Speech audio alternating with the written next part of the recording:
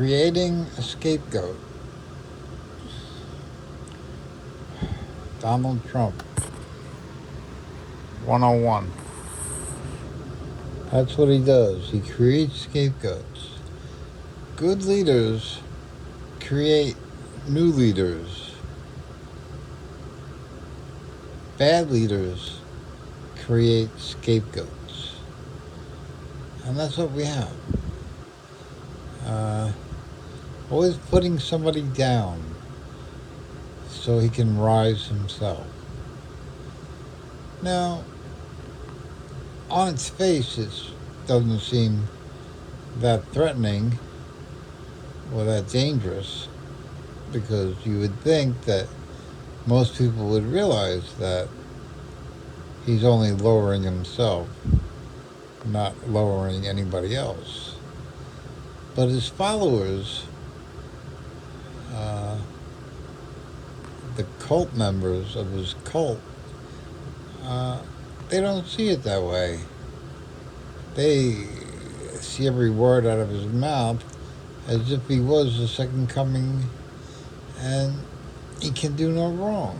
So if he paints someone with as a bad person, then his followers go right along with it, you know.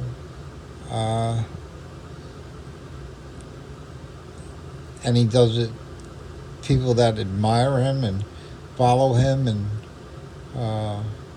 but reach a point where they can't compromise their integrity or their morals to follow him any further.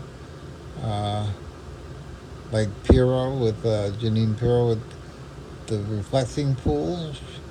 She's not a good lawyer, and even the best lawyer in the world couldn't have got a conviction, so she couldn't go forward, and she was made a scapegoat for the reflecting pool, which is a huge Trump embarrassment. No surprise there.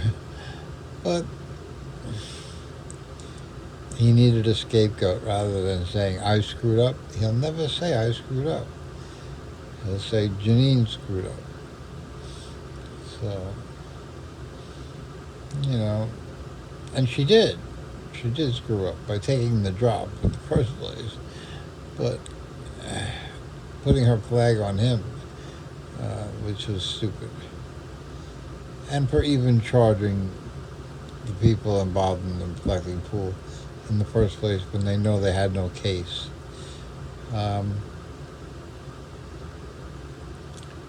This is the recklessness that we call the Donald Trump presidency.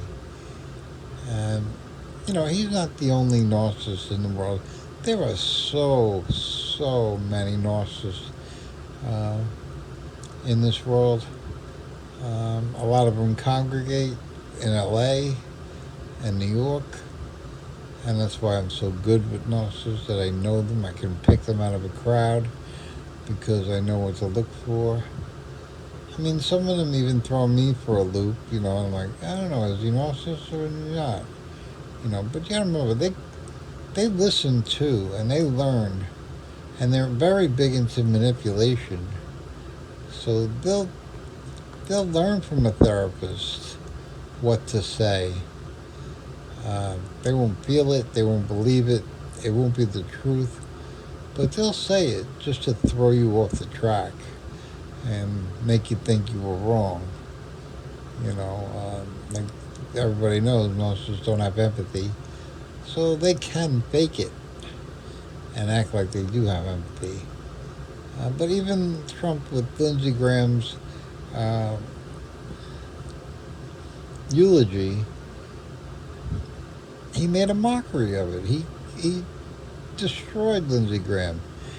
I would be appalled at what he said if I had a relationship to Lindsey Graham. But that's the narcissist. He didn't see it that way. So,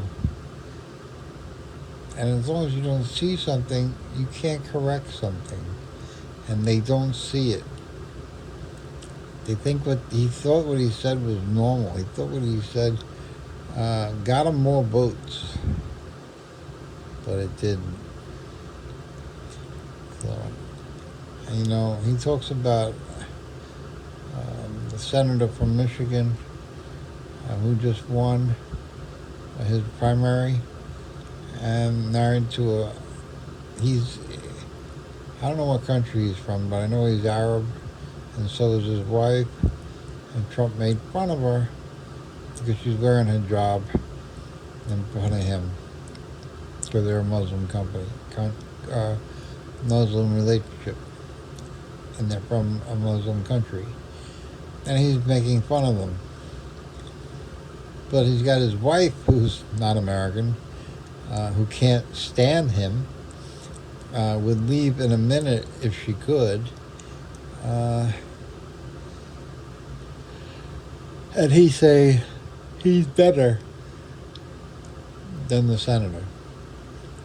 So and believe me, he believes that. He's not trying to pull one over on you. He believes that. That's who he is.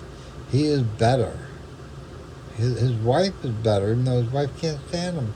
His wife is better. And that's not a lie. It's not the truth. But from his mouth, it's not a lie. From somebody else's mouth, it would be. But